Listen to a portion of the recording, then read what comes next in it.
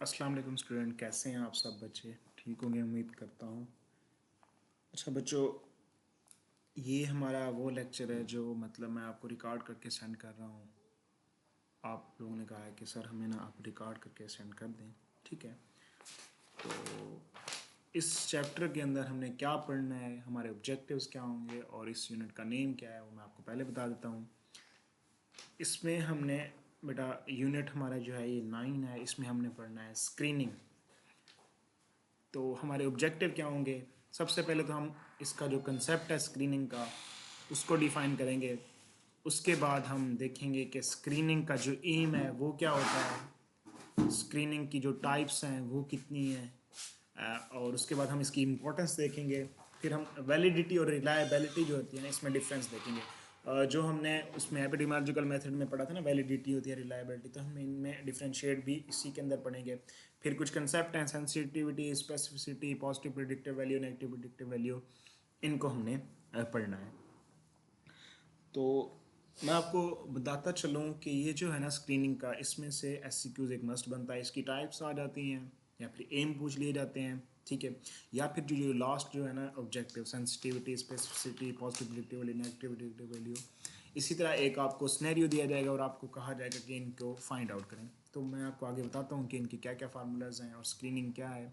सबसे पहले तो हम देखते हैं कि स्क्रीनिंग है क्या, कहते किसको हैं। स्क्रीनिंग आपको सबको पता है कब की जाती है, जब हम इसका, ये एक प्रोसेस है जिसमें जितनी भी जो अनरिकॉग्नाइज्ड डिजीज या एबनॉर्मेलिटीज़ होती हैं ना उनको हम आइडेंटिफाई करते हैं। कैसे?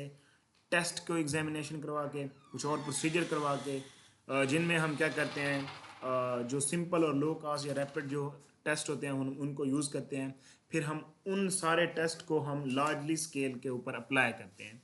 स्क्रीनिंग एक ऐसा प्रोसेस है जिसके अंदर जो डिजीज़, जो केस हमारे पास नहीं आता, कम्युनिटी के अंदर रहते हैं और हमें पता नहीं चलता कि वो डिजीज़ या केस है, तो हम क्या करते हैं, कम्युनिटी के अंदर जाते हैं या फिर कम्युनिटी के अंदर जो लोग होते हैं, जो इंडिविजुअल होते हैं, उनको हम अपने पास बुलाते हैं और उनसे हम वो टेस्ट, फॉर एग्जांपल हम डायबिटीज़ चेक करना चाह रहे हैं, तो हम क्या करेंगे, कम्युनिटी के मतलब 100 या 500 लोगों को बुलाएंगे, फिर उनसे टेस्ट करवाएंगे जिनमें हम ये देखना है कि उनकी हम शुगर लेवल जो है ना वो चेक करेंगे। तो ये क्या है, ये भी एक स्क्रीनिंग टेस्ट है। और इस तरह हमें पता चलेगा कि बहुत से लोग जिनको डिजीज़ होती है और कम्युनिकेबल डिजीज़ हैं, कैरियर हैं, बट उनको पता नहीं है कि वो हैं या नहीं है, तो टेस्ट से हमें रिकॉग्नाइज्ड हो जाता है। तो ये सारा प्रोसेस जिसमें हम अनरिकॉग्नाइज्ड डिजीज़ या एबनॉर्मेलिटीज़ को आइडेंटिफाई करते हैं, तो इस सारे प्रोसेस को हम क्या कहते हैं, स्क्रीनिंग कहते हैं। इसकी एक और डेफिनेशन ये भी है कि इसमें क्या करते हैं कि जो अनरिकॉग्नाइज्ड डिजीज़ या डिफेक्ट होते हैं, हम उनको सर्च करते हैं, करने के लिए जो प्रोसेस यूज़ करते हैं, इसमें हम क्या करते हैं, आपको पता है डिजीज़ ऐसे डिग्नोज नहीं होती जब तक साइंस सिम्टम ना हो। तो हम क्या कराएंगे, उसके लिए टेस्ट करवाते हैं। डिफरेंट टेस्ट होते हैं, HbA1c, ठीक है, ब्लड टेस्ट, यूरिन टेस्ट, ये सारे हम टेस्ट करवा के उनको रिकॉग्नाइज करवाते हैं। या कुछ ऐसी एग्जामिनेशन टेक्निक्स होती हैं, उनको हम देख के, प्रोसीजर्स होते हैं वो अप्लाई करते हैं हेल्दी इंडिविजुअल के ऊपर। फिर हम देखते हैं कि उनको कोई डिजीज़ वगैरह तो नहीं है, कोई डिसऑर्डर तो नहीं है। तो ये सारा प्रोसेस क्या है बेटा, स्क्रीनिंग है। एम क्या होता है स्क्रीनिंग का, स्क्रीनिंग का मकसद क्या है, क्यों करते हैं? डेफिनेशन में ही हमने सारा कुछ पढ़ लिया है, बस आगे मैं आपको बताता चलता हूँ होता क्या है। अब पॉपुलेशन में क्या है, नंबर ऑफ केसेस डिजीज़ मौजूद हैं, तो उनकी जो फ्रीक्वेंसी होती है, कितने नंबर ऑफ केसेस जो है ना पॉपुलेशन के अंदर मौजूद हैं, फ्लान डिजीज़ के, डायबिटीज़ के, कार्डियोवास्कुलर डिजीज़ के, उनको हम एस्टिमेट लगाने के लिए हम स्क्रीनिंग करते हैं। अब जो नेचुरल हिस्ट्री ऑफ डिजीज़ हमने पढ़ा प्रोसेस, जिसमें 2 फेज होते हैं, प्री पैथोजेनेसिस फेज और pathogenesis phase. Pre pathogenesis phase के अंदर हम आइडेंटिफाई करना होता है, ये पीरियड के, इसी पीरियड के अंदर, इन दोनों पीरियड जो होते हैं ना, इन दोनों पीरियड के अंदर जो हमने आइडेंटिफाई करना होता है कि डिजीज़ की जो नेचुरल हिस्ट्री है उसको हमने फाइंड आउट करता है, शेड लाइट ऑफ, ठीक है। उसके बाद हम जितनी भी कम्युनिकेबल डिजीज़ हैं कम्युनिटी के अंदर, पॉपुलेशन के अंदर, उनको डिटेक्ट करते हैं ताकि हम उनको फर्दर ट्रांसमिट होने में, स्प्रेड होने में क्या कर सकें, बचा सकें। अब एक बंदा है, कैरियर है, अगर हमें पता ना चले तो वो तो इस तरह क्या करेगा, मिलता जुलता रहेगा और इसी तरह ट्रांसमिट करता रहेगा डिजीज़ को आगे। कम्युनिकेबल डिजीज़ है तो इस तरह हमें डिटेक्ट भी नहीं होगा और डिजीज़ जो है ना वो इसी तरह पूरी कम्युनिटी के अंदर क्या हो जाएगी, पेंडेमिक हो जाएगी, इसी तरह स्प्रेड हो जाएगी। तो इस तरह की जो स्क्रीनिंग होती है उसको क्या कहते हैं, प्रोस्पेक्टिव स्क्रीनिंग। तो इसका ये मकसद भी है, तो जितनी भी कम्युनिकेबल डिजीज़ हैं जो स्प्रेड होती हैं उनको हमने डिटेक्ट करना है। उसके बाद हमने वो डिजीज़ डिटेक्ट करनी है जो अर्ली स्टेज में होती हैं। क्यों? क्योंकि हमने उनकी क्या करनी होती है, दो चीज़ें इंप्रूव करनी होती हैं। एक चीज़ इंप्रूव और एक डिक्रीज़। क्या मॉर्बिडिटी और मॉर्टेलिटी डिक्रीज़ होगी? डेफिनेटली डिक्रीज़ होगी। जब डिजीज़ डिटेक्ट होगी अर्ली स्टेज के अंदर तो हम उसकी प्रोग्नोसिस जो है ना वो इम्प्रूव करेंगे ताकि वो हेल्दी कंडीशन की तरफ रिकवर जल्दी हो।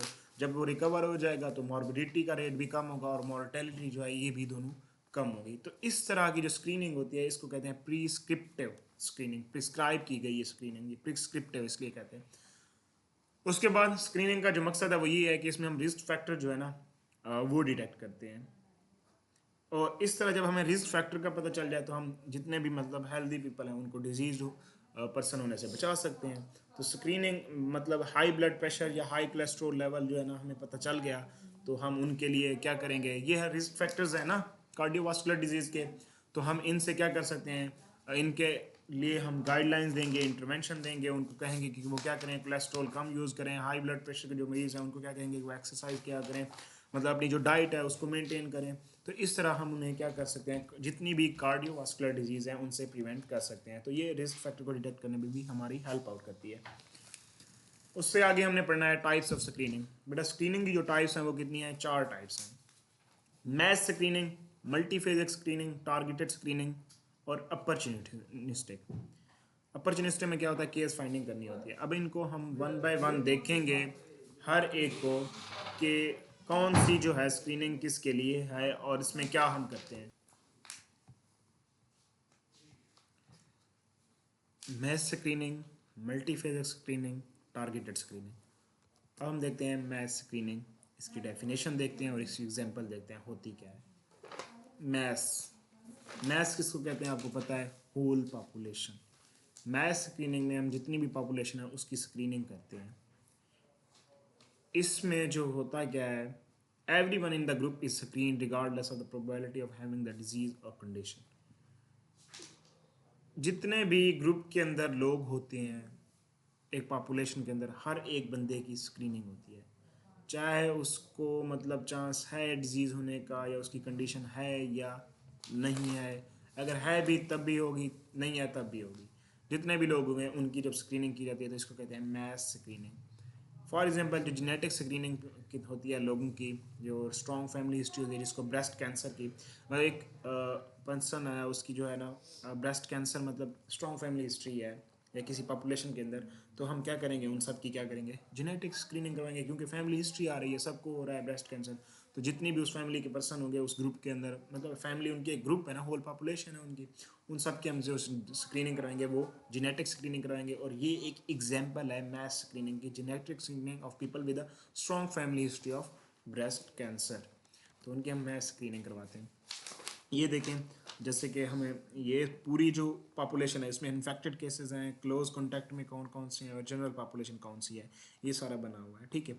अब इनकी सब की क्या होगी, इन सब की होती है मैस स्क्रीनिंग। अब जो इनमें रेड हैं वो क्या है, जो सिम्टोमेटिक हैं, और जो ग्रे कलर के हैं वो एसिम्टोमेटिक हैं, और जो ब्लू कलर में है वो ससेप्टिबल है।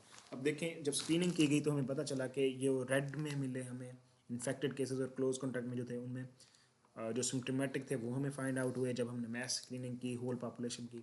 और बाकी हमें ये भी पता चला कि कितने सिम्टोमेटिक हैं और कितने जो हैं वो रिस्क पे हैं, ससेप्टिबल हैं। तो ये हमें मैस स्क्रीनिंग से पता चला। इस पिक्चर के अंदर आप देख सकते हो ये होल पॉपुलेशन है, मतलब इनकी स्क्रीनिंग की गई है। क्लियर है मैस स्क्रीनिंग आपको। आगे है बेटा मल्टीफेजिक स्क्रीनिंग। मल्टीफेजिक स्क्रीनिंग में क्या होता है, ये एक ऐसी होती है जिसमें number of different screening test at the same time, एक ही वक्त में एक से ज़्यादा स्क्रीनिंग टेस्ट किए जाते हैं। मतलब एक ही डिजीज़ को चेक करना है या फिर एक ही पर्सन है उसके ऊपर दो तीन टेस्ट जो है ना स्क्रीनिंग के अप्लाई कर दी, एक टेस्ट नहीं। पहले तो हम एक ही जेनेटिक स्क्रीनिंग एक ही टेस्ट कर रहे थे, अब मल्टी फेजिक मतलब बहुत ज़्यादा स्क्रीनिंग, मल्टीपल, एक से ज़्यादा। तो इसमें different number of screening test जो है ना एक ही टाइम में किए जाते हैं। इस स्क्रीनिंग के अंदर एक से ज़्यादा डिजीज़ या एक से ज़्यादा मतलब टेस्ट जो है ना एक ही टाइम में यूज़ किए जाते हैं। मतलब एक से ज़्यादा डिजीज़ को भी हम स्क्रीन कर सकते हैं और एक से ज़्यादा टेस्ट साफ ज़रा जब 2-3 टेस्ट करेंगे तो हमें 2-3 डिजीज़ मिल सकती हैं और एक ही टाइम में हम करते हैं, इसको कहते हैं मल्टीफेजेस स्क्रीनिंग। अब कैसे, फॉर एग्जांपल दी हुई है। अब प्रेग्नेंट वुमेन की स्क्रीनिंग जो हम करते हैं, कौन कौन सी करते हैं, उनको हम देखते हैं सिफिलिस तो नहीं है, वायरल हेपेटाइटिस बी तो नहीं है, डायबिटीज़ तो नहीं है, ये सारे हम उनके टेस्ट करवाते हैं जब एक वुमेन प्रेग्नेंट होती है, प्रेगनेंसी होती है, और उनका सीरोलॉजिकल टेस्ट के थ्रू मतलब करवाते हैं, ठीक है। तो ये सारी जो टेस्ट है जिसमें हमें ये पता चलवाता है सिफिलिस या वायरल हेपेटाइटिस बी या डायबिटीज़, इनके हम टेस्ट करवाते हैं एक ही टाइम के अंदर, जब उनको हमें पता चलता है कि प्रेगनेंसी हो गई है। तो ये सारी स्क्रीनिंग जो है ना, ये मल्टीफेजिक स्क्रीनिंग होती है। तो इसको हम क्या कहते हैं, मल्टीफेजिक। और इसमें क्या कौन कौन सा VDRL टेस्ट, एंटीजन देखें, VDRL slide, diabetes screening test, hypertension test. तो ये सारे क्या हैं, टेस्ट हैं जो करवाए जाते हैं और एक ही टाइम में करवाए जाते हैं। इनको क्या कहते हैं, मल्टीफेजिक स्क्रीनिंग टेस्ट। अब इसकी जो थर्ड टाइप है वो है टारगेटेड स्क्रीनिंग। टारगेटेड स्क्रीनिंग मतलब नाम से ज़ाहिर है कि कोई स्पेसिफिक टारगेट बना के, हम कोई लोग हैं जिनको स्पेसिफिक ग्रुप है लोगों का, हम ये कंसिडर कर लेते हैं कि फ़लाँ एरिया के लोग जो है ना वो हायर रिस्क पे हैं, उनको ये डिजीज़ होने के चांसेस हैं, क्योंकि हम उनके इन्वायरमेंट या एक्सपोजर जो है उनका वो इस तरह का है। तो इस तरह हम उनकी क्या करते हैं, टारगेटेड स्क्रीनिंग करते हैं। फॉर एग्जांपल इसमें क्या होता है कि इसमें प्रायोरिटाइज करते हैं स्क्रीन उन लोगों की जो डायबिटीज़ के साथ या हाइपरटेंशन के साथ हैं। इसमें जो रिस्क फैक्टर है वो मेडिकल नाउन होता है, मतलब डायबिटीज़ का हमें पता है, हाइपरटेंशन का भी पता है। तो हम उन लोगों की स्क्रीनिंग करेंगे जो डायबिटीज़ के साथ हैं या हाइपरटेंशन के साथ हैं या किसी स्पेसिफिक एरिया के हैं, मतलब स्पेसिफिक ग्रुप जो होता है ना लोगों का, उनकी जो स्क्रीनिंग होती है उसको कहते हैं टारगेटेड स्क्रीनिंग, जिनका हमें पता चलता है कि ये हायर रिस्क के ऊपर हैं। क्लियर है। अब ये पिक्चर में ये देखें, आपको ब्रेस्ट कैंसर के जो लोग हैं उनकी स्क्रीनिंग करवाई जा रही है। ये जितनी भी लेडीज़ हैं जिनको ब्रेस्ट कैंसर है, इन्हें ये लगाया हुआ है, साइन से पता चल रहा है, ठीक है। तो ये उनकी स्क्रीनिंग जो है ना, ये एक ग्रुप है ब्रेस्ट कैंसर के ग्रुप का, इनका जो टेस्ट होगा वो टारगेटेड स्क्रीनिंग, एक स्पेसिफिक ये पॉपुलेशन अगर हमें पता है ये हायर रिस्क पे होते हैं, जो वुमेन्स होती हैं, जो लेडीज़ होती हैं, उनको क्या होता है, वो ब्रेस्ट कैंसर के हायर रिस्क पे होती हैं। तो इनकी जो स्क्रीनिंग होती है वो टारगेटेड स्क्रीनिंग होती है। उसके बाद बेटा हम करते हैं अगली टाइप, जिसमें अपॉर्चुनिस्टिक और केस फाइंडिंग स्क्रीनिंग होती है। अपॉर्चुनिस्टिक स्क्रीनिंग जो है ना, इसमें क्या होता है, सबसे पहले अर्ली डिटेक्शन की जाती है डिजीज़ की। वो लोग जिनके अंदर क्या है, हेल्थ केयर प्रोवाइडर जो है मौजूद हैं और उनको मतलब बहुत ज़्यादा कंप्लेन है, कोई कॉम्प्लिकेशंस वगैरह हैं, तो हम क्या करते हैं, उनकी अर्ली डिटेक्ट करते हैं उनको। और इसमें क्या होता है कि जो लोग मतलब अब डायबिटीज़ के साथ हमें उसे पता है रेटिनोपैथी हो सकती है, डायबिटिक रेटिनोपैथी, तो हम उनके आई एग्जामिनेशन कर लेते हैं, ताकि हो सकता है, चांस हो सकता है कि उनको रेटिनोपैथी ना हो जाए, क्योंकि डायबिटीज़ को आपको पता है कॉम्प्लिकेशंस हैं। तो हम उनके आई एग्जामिन कर लेंगे। तो ये जो है केस फाइंडिंग स्क्रीनिंग या परफेक्शनिस्टिक स्क्रीनिंग, इसमें अर्ली डिटेक्ट करते हैं उन डिजीज़ को जो पहले से हेल्थ केयर प्रोवाइडर के पास आ रहे होते हैं, उनको कोई ना कोई और कंप्लेन होती है, तो किसी और उसकी जो कॉम्प्लिकेशंस हैं उनको फाइंड आउट करने के लिए, ये एग्जामिन करने के लिए हम ये करते हैं केस फाइंडिंग स्क्रीनिंग और अपॉर्चुनिस्टिक स्क्रीनिंग। अब एक डायबिटीज़ का पेशेंट है, वो ट्रीटमेंट के लिए आया है, तो उसको हम सजेस्ट करेंगे कि वो ऑप्टोमेट्रिस्ट के पास भी ज़रूर फॉलोअप के लिए जाए, चेकअप के लिए जाए। फॉलोअप तो नहीं, चेकअप के लिए जाएगा ना, फिर जब चेकअप करवाएगा अगर उसको है तो वो फिर फॉलोअप पे जाएगा। ठीक हो गया। तो ये क्या होती है बेटा, अपॉर्चुनिस्टिक स्क्रीनिंग। उसके बाद जो स्क्रीनिंग टेस्ट हैं उनकी खसूसियात क्या होनी चाहिए, एट्रीब्यूट क्या होनी चाहिए। एक स्क्रीनिंग टेस्ट जो हम अप्लाई कर रहे हैं वो किस तरह का होना चाहिए। एक तो बेटा उसकी एक्सेप्टेबिलिटी होनी चाहिए, एक्सेप्टेबल हो जो हम यूज़ कर रहे हैं टेस्ट, सिंपल हो, सस्ता हो, चीप होना चाहिए, रिपीटेबिलिटी होनी चाहिए, उसको बार बार हम रिपीट कर सकें, और रिलायबिलिटी हो। रिलायबिलिटी मतलब जितने दफ़ा हम उसको मैयर करें उसके रिज़ल्ट सेम हो। ये ना हो कि उसके अंदर ही जो हम टेस्ट यूज़ कर रहे हैं, जो हम मैयरमेंट स्केल यूज़ कर रहे हैं वो ठीक ना हो। फिर हमने वैलिडिटी होनी चाहिए टेस्ट की, जो हम टेस्ट कर रहे हैं वो क्या हमें एक्यूरेट मैयरमेंट दे, ये ना हो कि हमें उनके अंदर कोई एरर वगैरह दे। तो ये उसकी एट्रीब्यूट है, एक्सेप्टेबिलिटी, सिंपल हो, चीप हो, रिपीटेबिलिटी, रिलायबिलिटी, वैलिडिटी।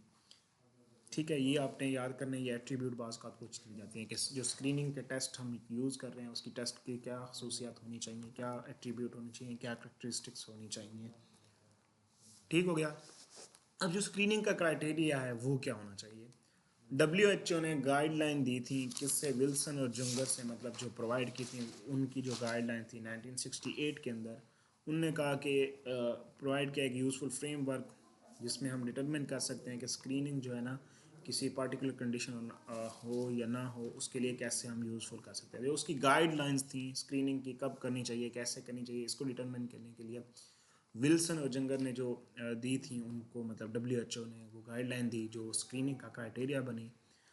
अब इसमें क्या बना बेटा, the condition being screen should be an important health problem. उनने कहा कि जो स्क्रीनिंग उन कंडीशन में करनी है जो मतलब बहुत अहम हेल्थ प्रॉब्लम्स हैं उनकी करनी है। ऐसी नहीं है कि कोई डिजीज़ है ही नहीं, या नहीं किसी की पता ही नहीं है, ऐसी डिजीज़ है जिसकी नेचुरल हिस्ट्री ऑफ डिजीज़ का भी पता नहीं है, अंडरस्टैंड नहीं है, तो उसकी हम स्क्रीनिंग करने स्टार्ट लग जाएँ। तो हम कैसे करेंगे जब हमें उसका पता ही नहीं है, नेचुरल हिस्ट्री ऑफ डिजीज़ ही नहीं पता, हमें ये भी नहीं पता कि कैसे होती है, उसकी की वजह से क्या पैथोलॉजिकल चेंजेस आती हैं, कौन सा टेस्ट करना है, तो हम कैसे करेंगे। तो ये स्पेसिफिक क्राइटेरियाज हैं। एक तो एक इंपॉर्टेंट हेल्थ प्रॉब्लम हो, मतलब ये ना हो कि 2-3 बंदों को है बस हम स्क्रीनिंग शुरू कर दें, नहीं। एक वर्ल्ड वाइड डिसऑर्डर जो है, प्रॉब्लम जो है वो होनी चाहिए, नेचुरल हिस्ट्री ऑफ डिजीज़ का पता हो, और जो इतने भी पॉलिसी ऑफ स्क्रीनिंग प्रोग्राम है डिजीज़ के लिए वो करवाने चाहिए। और प्री क्लिनिकल प्रीवेलेंस भी हो उनका, मतलब हाई होना चाहिए, मतलब उनका जो प्रीवलेंस है प्री क्लिनिकल वो क्या होना चाहिए, डिजीज़ का हाई होना चाहिए। ऐसा नहीं है कि उसका प्रीवलेंस ही ना हो, मतलब ये न्यू केसेस आए हों और हम उनकी स्क्रीनिंग स्टार्ट हो गए। They should be recognisable latent और अर्ली सिम्टम, उनके जो अर्ली और लेटेंट सिम्टोमेटिक स्टेजेस हैं वो भी हमें पता होना चाहिए। साफ ज़ाहिर है हमें पैथोफिजियोलॉजी उसकी पैथोजेनेसिस पता होगी तब भी हम उसको रिकॉग्नाइज कर करेंगे ना, ऐसे तो हम नहीं टेस्ट यूज़ करें। उसके लिए जो हम टेस्ट यूज़ करें वो गुड डायग्नोस्टिक टेस्ट हो, अवेलेबल हो, और उसके लिए मतलब अर्ली डिटेक्शन ऑफ डिजीज़ के लिए, और उसके लिए हमारे पास इफेक्टिव ट्रीटमेंट भी अवेलेबल हो उस डिज़ीज़ के लिए जिसके हम स्क्रीनिंग कर रहे हैं। ट्रीटमेंट होगा तो वही हम उसको मतलब प्रिवेंट कर सकेंगे ना। जब ट्रीटमेंट ही नहीं है और हम स्क्रीनिंग शुरू कर दें, टेस्ट कर दें और हमें पता नहीं है इसका इलाज क्या करना है, तो स्क्रीनिंग के ऊपर जो है हमें बिला वजह हमने खर्चा कर दिया। ठीक है, तो ऐसा नहीं करना। तो हमारे पास फैसिलिटीज़ भी हों डायग्नोज करने के लिए उसको डिज़ीज़ को। तो ये सारा इसका क्राइटेरिया है जो हमें WHO ने दिया था विल्सन से ले की गाइडलाइन से लेकर। ठीक है, आगे क्या बेनिफिट हैं स्क्रीनिंग की, इम्पोर्टेंस क्या है, वही चीज़ें बार बार रिपीट हो रही हैं। एक तो इसमें केस जो है ना उसकी प्रोग्नोसिस जो इम्प्रूवमेंट जो है वो डिटेक्शन हो के मतलब हो जाती है, अर्ली डिटेक्ट हो जाता है जब, तो हाँ डिजीज़ जो है वो आगे प्रोग्रेस नहीं कर पाती। ठीक है, जब हम अर्ली डायग्नोज कर लेंगे या उसको हम जैसे हमें पता चलेगा कि इस बंदे को ये डिजीज़ है, हम ट्रीटमेंट देंगे उसको, वो ठीक हो जाएगा। इसमें जो डिज़ीज़ की प्रोग्रेशन है, बढ़ रही है डिज़ीज़, उसको भी हम ट्रांसमिट हो रही है, ट्रांसफ़र हो रही है, स्प्रेड हो रही है, उससे भी हम प्रिवेंट कर सकते हैं। जितनी भी पोटेंशियल हेल्थ प्रॉब्लम है या डिजीज़ हैं लोगों के अंदर बहुत ज़्यादा वर्ल्ड वाइड, या किसी एक एरिया को मतलब बहुत ज़्यादा उन्होंने इफेक्ट किया हुआ है, तो हम उनको जल्दी से डिटेक्ट भी कर लेते हैं। तो ये इसके एडवांटेजेस थे, बेनिफिट है। डेफिनेटली इसके डिसएडवांटेजेस भी हैं स्क्रीनिंग के। क्या, अब उन कंडीशन में डिसएडवांटेजेस है, does not effect the prognosis. Diagnosis जो है ना वो उसकी जो प्रोग्नोसिस है या लेंथ ऑफ मॉर्बिडिटी है वो इंक्रीज हो जाएगा, तब मतलब उन कंडीशन में जो अर्ली डायग्नोसिस जो है ना वो इफ़ेक्टिव नहीं होती। मतलब मॉर्बिडिटी हो गई, वो बहुत सीवियर इम्पेयरमेंट हो गई, उसको इफेक्ट हो गया बंदा, अब उनको उनको अर्ली डायग्नोज करें क्या, कोई फ़ायदा नहीं है उस वक्त। ठीक है, इसमें ओवर ट्रीटमेंट ऑफ केसेस होते हैं जिनमें क्वेश्चनेबल इननॉर्मेलिटीज़ हो सकती हैं। इन केस में ये भी हो सकता है फॉल्स नेगेटिव पेशेंट भी जो है ना फॉल्सली जो हम रीअश्योर्ड होते हैं, फॉल्स पॉजिटिव रिजल्ट भी आ सकते हैं जो इनको मतलब मे बी एक्सपीरियंस हो एंजाइटी का। फॉल्स पॉजिटिव और फॉल्स नेगेटिव क्या है, मतलब जो हमने टेस्ट लिया है ना उसमें हमें मतलब जो रिज़ल्ट आए हैं वो हमारे पास नेगेटिव हैं। फॉल्स नेगेटिव में ये है कि एक बंदा है वो डिजीज़ है उसको, बट फॉल्स नेगेटिव ये हो जाता है कि उसको डिजीज़ नहीं है। ठीक है, फॉल्स पॉजिटिव क्या है, एक बंदे को डिजीज़ है और वो फॉल्स पॉजिटिव हमारे पास ऐसा रिजल्ट आता है कि उसको डिजीज़ नहीं है। टेस्ट इस तरह के जो होंगे वो फॉल्स पॉजिटिव और फॉल्स नेगेटिव भी हो सकते हैं। स्क्रीनिंग टेस्ट जो है ना एक खुद इट सेल्फ क्या है, हैज़ार्डस है, ख़तरनाक होता है। जब हम एक्सरेज वगैरह के साथ एक्सपोजर करते हैं या कोई हैज़ार्डस इफेक्ट होते हैं आपको पता है एक्सरेज की वजह से, तो ये इसके डिसएडवांटेजेस थे। उसके बाद हम देखते हैं रिलायबिलिटी क्या होती है, वैलिडिटी क्या होती है। बेटा जो टेस्ट जो है ना जो स्केल हम यूज़ करते हैं उनकी हम रिलायबिलिटी और वैलिडिटी देखते हैं स्क्रीनिंग के अंदर। अब है क्या रिलायबिलिटी देखते हैं, कह रहे हैं टेस्ट मस्ट बी रिपीटेबल होना चाहिए, test must give consistent result when repeated more than one of the same individual material under same. एक ही कंडीशन है, एक ही जगह है, एक ही स्केल है, उसको हम बार बार जब हम अप्लाई कर रहे हैं तो हम देखें कि उसके जो रिज़ल्ट हैं वो क्या आने चाहिए, सेम आने चाहिए। जितनी दफ़ा हम रिपीट करें एक ही बंदे के ऊपर, फॉर एग्जांपल हम ब्लड प्रेशर मेजर करना चाह रहे हैं तो हम जितनी दफ़ा उसका ब्लड प्रेशर मेजर करें तो वो सेम आना चाहिए, उनमें कोई ऊंच नीच। या हम किसी का वेट फाइंड आउट करते हैं तो हमारे पास जो वेट मेजरमेंट स्केल्स होता है वो हम जब देखते हैं तो वो उसमें भी क्या होना चाहिए, सेम होना चाहिए। वेट स्केल में भी कोई ज़ीरो एरर नहीं होना चाहिए, उसके जो रिज़ल्ट हैं वो भी सेम होने चाहिए। ठीक है, ठीक है बेटा। तो रिलायबिलिटी आपको पता चल गया क्या होता है। इसके बाद हमने देखना है कि वैलिडिटी क्या होती है। अब टेस्ट जो है जो हम यूज़ कर रहे हैं, ठीक है, वो एक्यूरेट है या नहीं है। टेस्ट की एक्यूरेसी को हम ही वैलिडिटी कहते हैं। इसमें हम देखते हैं जो वैल्यू हमने मेजर की है, ठीक है, वो हमारी ट्रू वैल्यू है, उसके साथ क्लोजनेस है या नहीं है। क्या मतलब ट्रू वैल्यू, जो मेजर वैल्यू, दो वैल्यू होती है ना, एक वैल्यू वो जो हम मेजर कर रहे हैं, एक वो वैल्यू जो असल है उसकी वैल्यू है। फॉर एग्जांपल एक 15 kg का एक वेट है, एक बच्चा है समझ ले, ठीक है। अब जो हमने मेजर किया वो क्या है, 14 है उसका, तो ये एक वैलिडिटी तो नहीं है, एक्यूरेट तो नहीं है। 15 kg उसका वेट है और हमारे पास मेजरमेंट में 14 है, तो क्लोजनेस होनी चाहिए, मतलब दोनों क्या हो, ट्रू वैल्यू और मेजर वैल्यू बिल्कुल सेम होनी चाहिए। 14.9 हो, 8 हो, मतलब ये तो है क्लोज वैल्यू, चलो ये मान लेते हैं। तो इसको कहते हैं एक्यूरेसी ऑफ टेस्ट या वैलिडिटी। वैलिडिटी जो है ना, ये एक्सप्रेस करती है आपके टेस्ट की उस एबिलिटी को कि हम टेस्ट टू सेपरेट और distinguish from those who have the disease from those who do not have. इससे हमें ये पता चलता है, इसकी एबिलिटी ये होती है कि वो लोग कौन है जिनको डिजीज़ है और वो कौन है जिनको डिजीज़ नहीं है। ठीक है, तो ये थी वैलिडिटी और रिलायबिलिटी। अब वैलिडिटी जो है ना, इसके दो कंपोनेंट होते हैं, कौन कौन से, सेंसिटिविटी और स्पेसिफिसिटी। सेंसिटिविटी क्या है और स्पेसिफिसिटी क्या है। जैसे कि मैंने आपको पहले हमने पढ़ा है कि एक वो होते हैं जो डिजीज होते हैं और एक वो जो डिजीज नहीं होते। अब जो सेंसिटिविटी है ना, टेस्ट की एबिलिटी, वो एबिलिटी जिसमें हम करेक्टली आइडेंटिफाई करते हैं कि जितने पेशेंट को डिजीज़ है, ठीक है, अगर एक्यूरेटली या करेक्टली हम आइडेंटिफाई कर लें जितने परसेंट डिजीज़ हैं, पेशेंट डिजीज़ हैं, उनको हम टेस्ट कर लें, एबिलिटी, उस टेस्ट की जो वो एबिलिटी है उसको कहते हैं सेंसिटिविटी। सेंसिटिव मतलब डिजीज्ड। सेंसिटिविटी में हम डिजीज़ के जो पेशेंट हैं उनको हम टेस्ट या आइडेंटिफाई कर देते हैं, उस टेस्ट की जो एबिलिटी है वो सेंसिटिविटी। स्पेसिफिसिटी क्या है, स्पेसिफिसिटी ये है टेस्ट की वो एबिलिटी जिसमें हम आइडेंटिफाई कर लेते हैं कि कितने पर्सन हैं जिन नॉन डिजीज है, जिनको डिजीज़ नहीं है, करेक्टली उसको आइडेंटिफाई कर लेना कि जितने लोगों को डिजीज़ नहीं है, इस टेस्ट की जो एबिलिटी होती है उसको कहते हैं स्पेसिफिसिटी। अब इसमें क्या होते हैं, दो चीज़ें होती हैं, सेंसिटिविटी और स्पेसिफिसिटी को फाइंड आउट करने के लिए कुछ फार्मूलाज हैं। इन टेबल को देखने से पहले ना हम आगे चलते हैं कि प्रिडिक्टिव वैल्यूज़ जो है ना उनको देख लेते हैं। दो तरह की वैल्यू होती हैं, एक होती है पॉजिटिव प्रिडिक्टिव वैल्यू, एक होती है नेगेटिव प्रिडिक्टिव वैल्यू। अब पॉजिटिव प्रिडिक्टिव वैल्यू में मैंने आपको थोड़ा सा पहले हिंट दिया था, इसकी डेफिनेशन और इसका जो फार्मूला है वो देख लेते हैं। स्क्रीनिंग टेस्ट जो हम यूज़ करना है उसकी वो एबिलिटी जिसमें हम आइडेंटिफाई करते हैं करेक्टली वो डिजीज़ और जो मतलब हमारे टेस्ट के ऊपर पॉजिटिव आई हैं स्क्रीनिंग टेस्ट में, उनको हम कहते हैं पॉजिटिव प्रिडिक्टिव वैल्यू।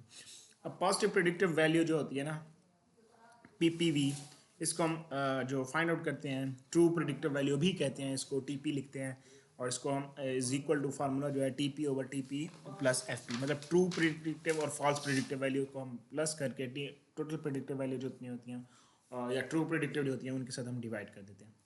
तो ये तो हो गई पॉजिटिव प्रिडिक्टिव वैल्यू। उसके बाद negative predictive value, screening test की वो एबिलिटी बेटा जिसमें हम स्क्रीनिंग टेस्ट के अंदर देखते हैं कि जिन बंदों को डिजीज़ नहीं है और उनका टेस्ट भी नेगेटिव आता है स्क्रीनिंग टेस्ट करते हुए, तो वो हमारे पास नेगेटिव प्रिडिक्टिव वैल्यू। एक बंदा है, उसको क्या है, हार्ट अटैक है, हमने टेस्ट किया और टेस्ट पे हुआ, शो हुआ कि हाँ हार्ट अटैक है, तो ये हमारी क्या है, एक पॉजिटिव प्रिडिक्टिव वैल्यू है। एक ऐसा बंदा है जिसको डायबिटीज़ नहीं है और उसको शो नहीं हो रहा कि उसको भी डायबिटीज़ नहीं है, डिजीज़ नहीं है, ठीक है, तो ये हमारी क्या है, नेगेटिव प्रिडिक्टिव वैल्यू है। मतलब उस टेस्ट के ऊपर भी वही शो हो रहा है जो उसकी कंडीशन है, जो उस बंदे की, उसको आइडेंटिफाई करना करेक्टली तो ये सारे जो वैल्यूज़ हैं प्रेडिक्टिव वैल्यूज, ये पॉजिटिव नेगेटिव इसकी बेस पे हैं।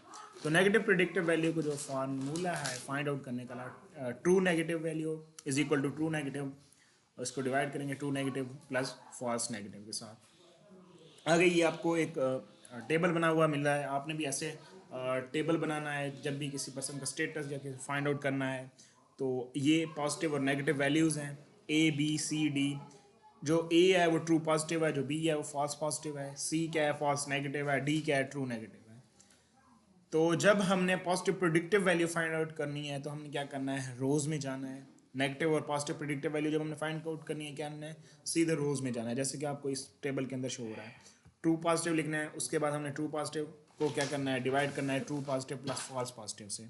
ठीक है, जब हमने negative predictive value find out करनी है तो हमने क्या करना है, ट्रू नेगेटिव लिखनी है, ट्रू नेगेटिव को हमने डिवाइड करना है false negative plus true negative के साथ। तो ये इसका फार्मूला बनेगा, जैसे कि आपको पीछे ये true negative plus false negative, पहले ट्रू नेगेटिव लिखेंगे ऊपर, इसमें हम क्या लिखेंगे, ट्रू पॉजिटिव लिखते हैं ऊपर, फिर हम ट्रू पॉजिटिव और फॉल्स पॉजिटिव को डिवाइड करते हैं ट्रू पॉजिटिव के साथ। इसमें हम ट्रू नेगेटिव डी ऊपर लिखेंगे और सी प्लस डी को हम इसको डिवाइड करेंगे। तो ये तो हो गई प्रेडिक्टिव वैल्यू। अब सेंसिटिविटी और स्पेसिफिसिटी जब हमने फाइंड करनी होती हो तो फिर हम क्या करते हैं, कॉलम यूज़ करते हैं, कॉलम को देखते हैं। इसमें हम क्या कर रहे थे, रोज में देख रहे थे, उनको डिवाइड कर रहे थे। अब इसमें हम क्या करते हैं, कॉलम के अंदर इनको डिटरमाइन करते हैं। ठीक हो गया, तो कॉलम में हम इनको देखेंगे कि कैसे होता है और क्या होता है। ठीक हो गया। अब हम ना जो पीछे वाली जो टेबल है उसको देखते हैं, जो पीछे हमने छोड़ी थी, अब वो हमें क्लियर होगी।